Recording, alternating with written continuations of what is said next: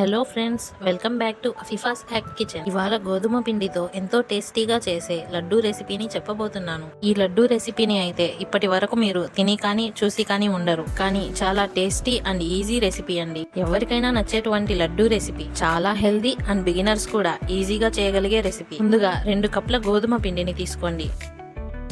ఇందులోనే ఇంట్లో ఫ్రెష్గా చేసుకున్న జొన్న పిండి 1 కప్పు తీసుకోండి. కొద్దిగా సాల్ట్ వేసి ఇలా గోరువెచ్చని పాలతో కలుపుతూ పిండిని కలుపుకోండి. లాస్ట్లో ఇలా 2 టేబుల్ స్పూన్ల ఆయిల్ వేసి మంచిగా కలుపుకొని ఒక అరగంట మూత పెట్టి పక్కన పెట్టుకోండి. ఓ 1/2 కిలో వరకు బెల్లాన్ని తురిమి పక్కన పెట్టుకోవాలి. అరగంట తర్వాత పిండిని చిన్న చిన్న పోర్షన్స్ గా చేసుకొని చపాతీ షేప్ లోకి ఒకసారి రుద్ది అందులో ఆయిల్ స్ప్రెడ్ చేసుకొని మడిచి మళ్ళీ చపాతీ లాగా చేసుకోవాలి. ఇలా చేయడం వల్ల చపాతీ మంచిగా పొరలు పొరలుగా వస్తుంది. పిండి మొత్తాన్ని ఇలా చేసుకున్నాక ప్యాన్ లో ఈ చపాతీలని వేసి నెయ్యితో 2 సైడ్స్ బాగా కాల్చుకోండి.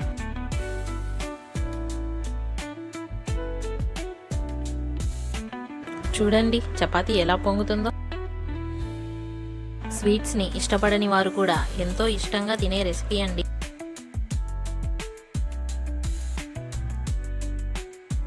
అన్ని చపాతీలను ఇలా కాల్చుకున్నాక వేడిగా ఉండగానే వీటిని చిన్న చిన్న పీసెస్ గా చేసుకోవాలి.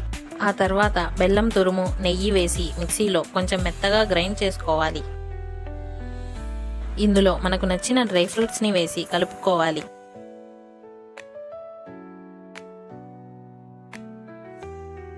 తర్వాత చేతికి నెయ్యి రాసుకొని ఇక లడ్డూని చుట్టుకోండి.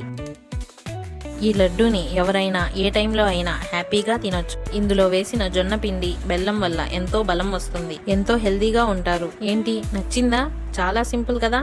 వెంటనే ట్రై చేయండి. ఎలా వచ్చిందో కమెంట్ చేయండి. ఈ రెసిపీ మీకు నచ్చినట్లయితే లైక్ చేయండి. ఇలాంటి మరిన్ని టేస్టీ రెసిపీస్ కోసం మన ఛానల్ని ఇప్పుడే సబ్స్క్రైబ్ చేసుకోండి. Thanks for watching.